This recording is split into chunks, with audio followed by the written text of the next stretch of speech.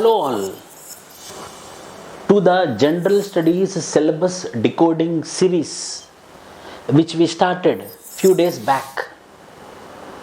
Now I am doing in that particular series how to do modern India, modern Indian history. Please go back to the previous lectures in which I explained about how to read ancient India, how to prepare medieval India, and today it is modern India. How to prepare modern India. I will be explaining you the broad topics which you need to cover. How to cover also I will be explaining in that. So the advent of Europeans in India. The advent of Europeans. So beginning of the advent, the beginning of the entry of Europeans into India is the beginning of modern India.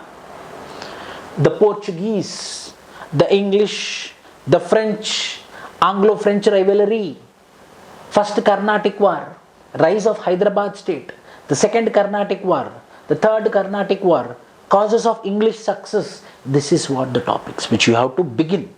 This is the beginning of the modern India. The story of modern Indian history in India with the advent of Europeans. That is the beginning.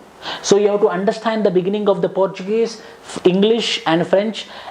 Dutch is also important, but there is no much significant information, so no need to go into the Dutch. This is, you have to categorize what you have to read. So the Portuguese, the English, the French, the Anglo-French rivalry is a very popular rivalry.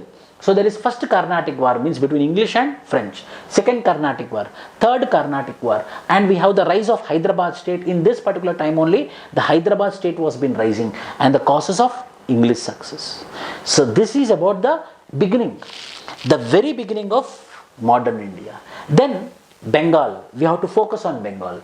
Then Anglo-Maratha Wars, the subsidiary alliance system, second phase of British expansion, the conquest of Sindh, Anglo-Sikh Wars, means British-Sikh Wars, doctrine of lapse, annexation of Oudh. These are the British expansion in India. These are the topics which you need to cover. So they entered into India. Europeans entered into India, only English consolidated, means England people only consolidated their empire and they expanded. The second will be the expansion of British in India in this particular phases. And in the third, it is about administration before 1857. We know that 1857 was a turning point, the biggest turning point in the history of India, in the history of British India. So before 1857, what was the administrative system? What made the Indians to revolt against British, the mighty British? So before 1857, what was the administrative system? The dual system, the Charters Act 1774, 1782, 1781, the various Chartered Acts, 1813, 1833, 1853, various Charters Act. And judicial system, how the judicial system is organized, and the impact of British administration, how the British is impacting the British India, and the impact of this British Indian administration, how it is impacting Indian locals, Indian domestic affairs, how Indian domestic affairs got affected because of the British Indian administration. So what are all the things which happened before 1857, we need to understand from the perspective of administration. Then we have economic policies of the British. So what made the exploitation of India? What were the policies of the British which made Indian economy lower? Phase of mercantilism from 1757 to 1813. Phase of free trade 1813 to 1858. Phase of financial imperialism 1858 onwards. Land revenue policy, Royatwari system, Mahalwari system, permanent settlement system. Impact of British policy on Indian economy. Drain of wealth theory. So these are economic policies of the British. These are the economic policies of the British. So various economic policies of British. Impact of British administration. How the British administration has impacted industrialization, ruin of artisans and handicraftsmen, impoverishment of peasantry, emergence of new land relations, ruin of old Jamindari system. The total old Jamindari system came under the control of the British Empire. Stagnation and deterioration of agriculture. Agriculture sector totally stagnated and deteriorated in this British period. So because of which what happened? Famine. Commercialization of Indian agriculture. Yes, that is also happened. Plantation crops. Commercialization of Indian agriculture because of British India. Development of modern history. Rise of Indian bourgeoisie. Economic drain theory. Famine and poverty. Nationalistic critique of colonial economy. Abolition of dual system. This is impact of British administration. How this British administration started impacting? How this British administration started impacting the Indian farmers, agriculture sector. That is what we have to understand. Dear students, no need to by heart the timeline. No need to remember the names in history. You have to understand the impact. You have to understand the consequence. How brutally they exploited India. That consequences, that reasoning, we have to understand. Analytically, we need to read the modern India, not factually. Then the famous, the revolt of 1857, the first independence revolt, the first independence war, the Sepoy revolt, the revolt of 1857. What are the causes of the revolt? Economic causes, political causes, administrative causes, socio-religious causes, influence of outside events, discontent among sepoys, centers and spread of the revolt. What are the centers for the revolt? Leaders of the revolt, causes and failure of the revolt. Why? Because the revolt was failed. Nature and impact of the revolt and consequence. The consequence is it had imprinted on the minds of the people that yes, we can fight against the mighty British. So the mighty British is also equal to Indians. They are also human beings. We came to a conclusion because of the Sepoy revolt. We got the internal motivation. We got the internal energy that yes, British are not superhuman beings. They are also like us. Yes, we also have the capacity to fight against the British. That was being proved by this Sepoy mutiny of 1857. Administrative changes after 1857. Administration, how it changed. Central, provincial, local, changes in the army, how the public services, civil services, Indian civil services, that is also important. Princely states, foreign policy, judicial system. So how this judicial system was been working, how this civil services system was been working, how this change in militaries happened in this particular, we need to focus about. Development of education, how the development of education happened. Butler Commission, Charter Act of 1830, Orientalist Angelism controversy, efforts of Thomson, Charles Wood Dispatch, Hunter Education Commission, Indian Universities Act, Government Resolution on Education Policy, Sadler University Commission, Education under Diarchy, Hartog Committee, Varda Scheme of Basic Education, Sargent Plan on Education, Kothari Education, Post-Independence. Post-Independence. Post-Independence also comes under modern India. Till date it is called as modern India. Development of vernacular education, development of technical education, evaluation of British policy on education. Why? Because education is most important. You know, the people today who are into civil service, or today the families who are well off, are those families where their great grandfathers got education in British times. The people who got exploited there, now they are struggling to evolve. But the people, the families who got education at that time in British time, now they are well-off families, well-educated families. So that is the education system. We need to understand the education system of development of education. The process of educational development. Development of press, different publications and journals. Acts related to press, Vernacular Press Act 1878. Struggle by early nationalists to secure press freedom. During and after the First World War, during the Second World War, after independence, yes, this is development of press. How the press developed. How the press developed. Free press or restricted press.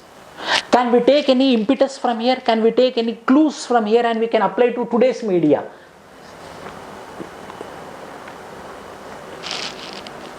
So in this way we have to divide the modern India and we have to do category wise. Not rote learning will not work out. In this way, advanced way of teaching we have to do, advanced way of learning we have to do. Oh, press means press, complete press we have to understand. Education, education means complete education we have to understand. How it started in British times, how it is today. How the civil services system is there, how the judicial system is there, how the foreign policy is there, how the revenue system is there, how the police system is there. It will be helpful in your other subjects also. Who told the modern India is an watertight, isolated subject? No. You can take the points here and you can write in your general essay, you can write in your general ethics, you can write anywhere. In that way, we need to interconnect when we understand in this advanced way. Yes. Socio-religious reforms, factors causing the reforms, directions of reforms. You know, the reform started in India because of English education. Hindu reforms movement, reform movements among Muslims, Sikh reform movement, Parsi reform movement, significance, importance of reform movements, impact of reform movements, the socio-religious reforms. Yes, that is important. How the socio-religious movement started against the Brahmanical domination, against the rigidity of the caste system, against the social evils prevailing like sati, child marriages, etc. Personalities, famous personalities. One question will be there, either freedom fighters or socio-religious reforms personalities. Raja Ram Mohan Rai, Swami Dayananda Saraswati, Swami Vivekananda, Ishwar Chandra Vidyasagar, Keshav Chandra Sen, Sri Ramakrishna Paramahansa, Mahadev Govind Ranande, Annie Besant Theosophical Society, Syed Ahmed Khan, Baba Dayal Das, Pandita Ramabai Sarojini Naidu, Jyotiba Phule, Bhimrao Ambedkar. So these are the famous personalities, modern Indian personalities, who contributed. Some of them contributed to the freedom, some of them contributed for socio-religious reforms. Prelims, one question is every time, every year there will be one question on these personalities. And the same personality you can use in your ethics answers also. So my dear students, mainly modern India, don't read it like a subject of history only. No. Try to integrate with the other subjects like ethics. Personalities. Revolutionary nationalism. Early phase of Indian nationalism which started in 1885 to 1905. The moderate Congress. Means pleasing the British. Right? Appealing them. Writing the pamphlets. Giving the petitions, moderate phase. Then extremists entered into the Indian National Congress. Opinions against economic exploitation, administrative reforms, constitutional reforms, weakness and evolution. Then in 1905, the extremists entered till 1920. The revolutionary movements, reasons for failure, revolutionary activities in Maharashtra, in Bengal, revival of revolutionary nationalism means by war we can get the independence. That form of movement is called as revolutionary movement. Revolutionary activities outside India, the Indian Independence Committee in Berlin, differences between the moderates and the extremists. Differences evolved between the moderates and the extremists. In this way, in the consequence, in the chronological way we need to do. Indian National Movement 1905 to 1918. Partition of Bengal. The movements. Swadeshi movement. Establishment of Muslim League. Surat session, very important session. Indian Councils Act like Morley Minto Act 1909, which is also called as Morley Minto reforms. Chad Godar Party. Komagattu Maru incident, very important incident from Canada. Lucknow Pact. Home Rule movement. August Declaration 1917, chronologically till 1918. Then Indian National Movement from 1989 to 1929. No, non-cooperation movement. World War I, reforms and agitation. Champaran Satyagraha, Ahmedabad Mill Strike, Keda Satyagraha, the Government of India Act 1919, Rowlatt Act and consequences, Jallianwala Bagh. Khilafat movement against the Muslims. The Muslims were angry.